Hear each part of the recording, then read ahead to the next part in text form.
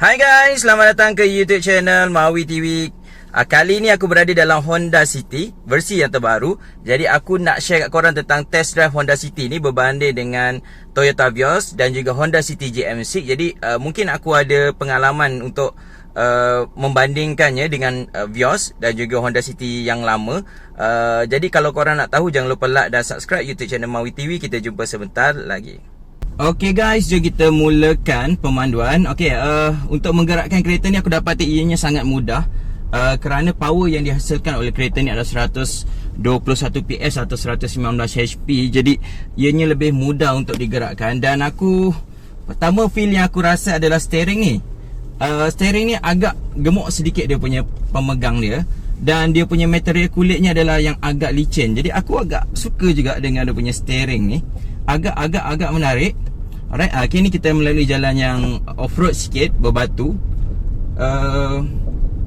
Aku dapati dia punya suspension tak cukup comfort. Okay, sebab aku tahu dia bukannya terlalu comfort, sebab dia mungkin mementingkan lebih kepada handling dan juga lebih kepada elemen pemanduan lah. Okay, berbanding dengan comfort tu yang diutamakan. Okay, jadi tadi aku perasan dia ada one touch. Okay, kalau kau tengok dekat dia punya cluster meter ni ada hijau di keliling dia.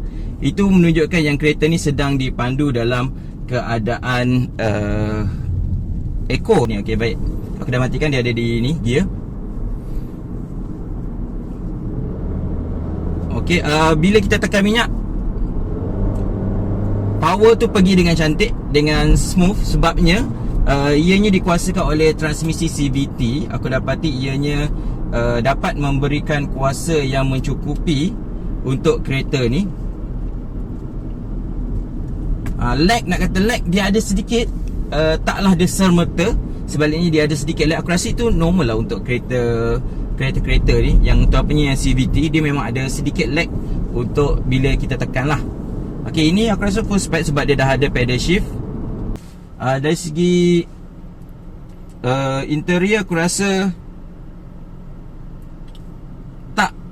tak macam, kalau macam Vios dia lebih kepada konsep clean lah buatannya. Yang ini agak berusaha dan menghasilkan dua tone dekat sini.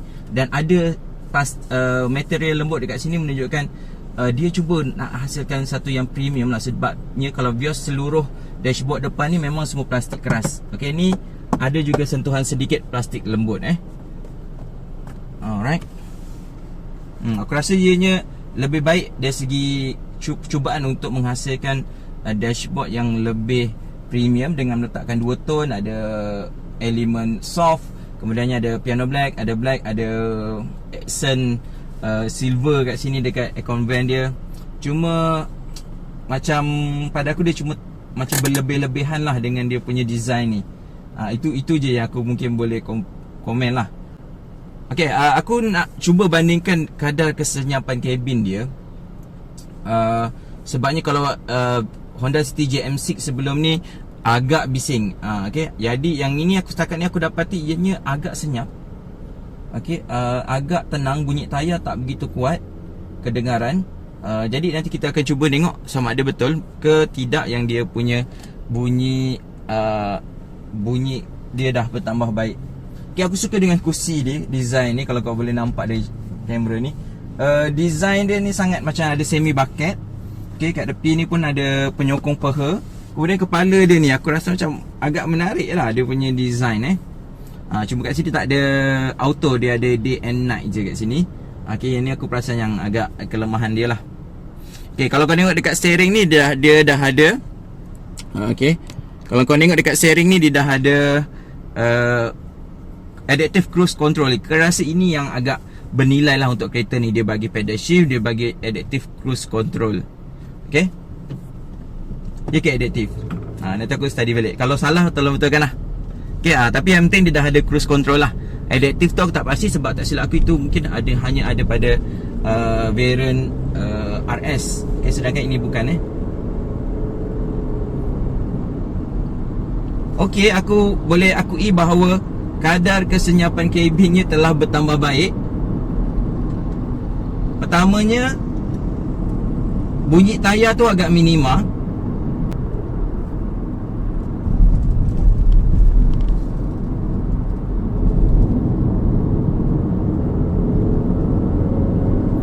Okey, cuma bunyi enjin dia aku rasa agak ketara dengar.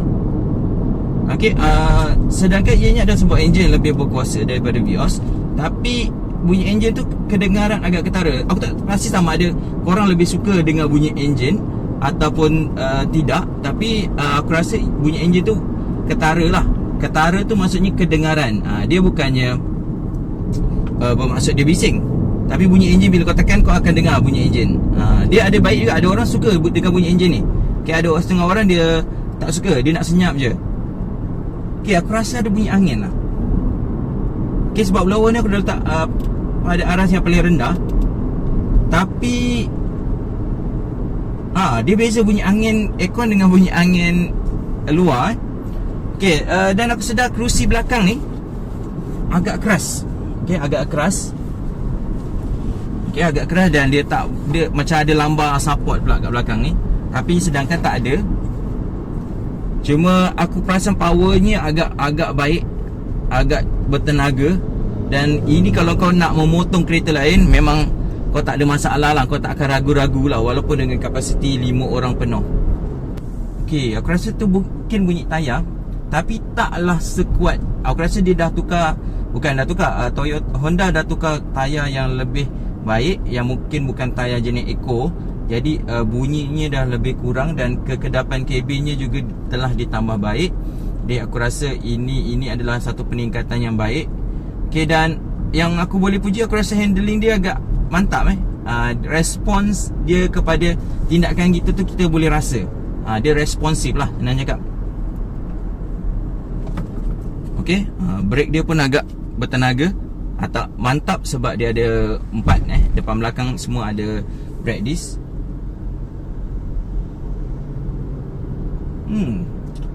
Aku rasa lebih tenang sedikit dalam kereta ni dan lebih senyap berbanding dengan GMC. Tapi kalau dengan Vios, aku rasa Vios lebih senyap.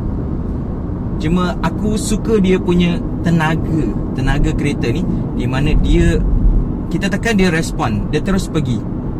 Dia ada lag, tapi maksud aku tenaga tu dia macam cukup berkuasa untuk menggerakkan kereta ini dengan sangat mudah.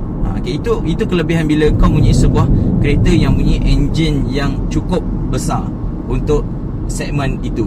Okay, ini adalah yang terbesar untuk segmen sedan lah. Okay, sebab kalau kita kira segmen B ada X70 yang lebih berkuasa. Okay, tapi yang ni aku rasa adalah kereta yang cukup tenaganya. Dan okay, dia taklah terlalu sport sangat. Dia punya suspension dia, dia rasa agak agak comfort tu ada. Okay, tapi mungkin tak se-comfort Vios lah. Tapi pada aku ianya masih lagi sedap untuk dipandu kerana pemandu akan suka. Kereta ni suspensionnya keras sedikit. Okay, dan handlingnya mantap. Jadi untuk pemandu ini mungkin adalah satu nilai yang seronok untuk pemandu-pemandu. Okay, tapi mungkin untuk penumpang Vios lebih selesa sedikit. Okay, sebab elemen comfort dia tu lebih dan seimbang.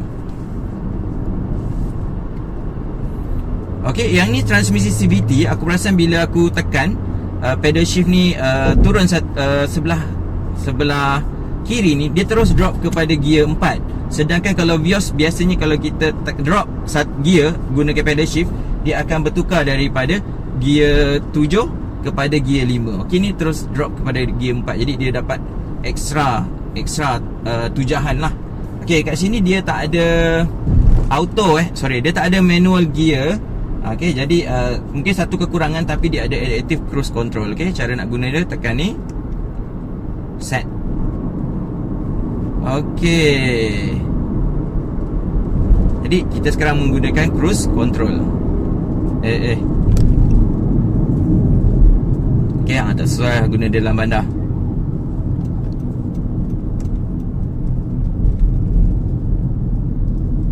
Alright,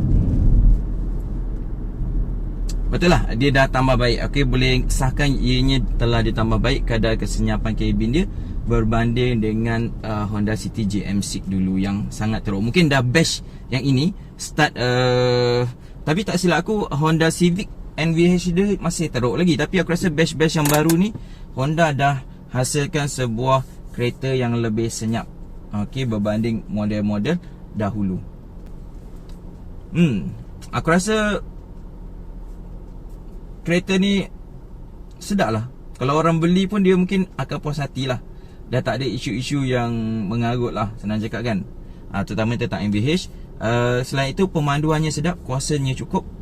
Bukan cukup, dia lebih daripada cukup. Dan kemudiannya prestasi dia lebih baik. Dan ia menyediakan spek yang baik, iaitu ada pedal shift dan juga ada cruise control. Cuma dia tak ada manual gear je. Okay, itu mungkin satu kelemahan. Dan aku rasa mereka ni dalam dunia-dunia otomotif ni nampak, okay, kalau kita bagi apa, okay, dia bagi yang tu, kita bagi yang ini, tapi kita tolak yang tu. Nampak dia ada compromise lah untuk dapatkan sebuah kereta. Macam mana nak jual sebuah kereta tu dengan harga yang boleh bersaing, dengan spek yang terbaik, yang berdasarkan kajian pasaran, apa sebenarnya yang orang nak. Adakah orang nak pedal shift, ataupun adakah orang nak auto cruise, atau adakah orang nak manual gear. Okay, jadi kat situ mungkin mereka dah buat kajian yang mana lebih menguntungkan. Dan satu lagi, kalau kita buat, orang dah buat benda ni, kita bagilah benda lain. Okay, dan kita kurangkan benda yang mungkin yang ni orang tak peduli sangat manual gear. Orang dah ada pedal shift, buat pun nak manual gear. Okay, mungkin ada compromise macam tu untuk hasilkan sebuah kereta yang berbaloi untuk dimiliki oleh pembeli, dengan harga yang masih lagi terjangkau dan masih lagi dapat bersaing dengan pesaing-pesaing mereka. Okay, kalau korang nak beli Honda City, aku pun masih lagi rasa ianya berbaloi dan aku cadangkan. Okay, nampak dia ada lane wash ni. Kalau kau pasang signal, dia akan keluarkan dia punya ni lah, gambar lane wash kat situ. Okay, ini adalah spek yang agak baik. Sebabnya dalam Vios tiada lane wash, dia ada kamera 360. Tapi masalahnya dalam kelajuan rendah barulah dia tunjukkan kita boleh gunakan dia punya kamera. Tapi bila kita bagi signal, okay, dia hanya boleh di bawah 20 km sejam. Sedangkan lane wash ni aku rasa unlimited lah dia punya function. Okay, kalau speed berapa pun tetap dia boleh tunjukkan. Okay, jadi itu je yang aku boleh share kat korang, pengalaman pemanduannya. Aku rasa setanding antara Vios dan juga Honda City ni. Jadi sebenarnya bergantung kepada keperluan korang lah.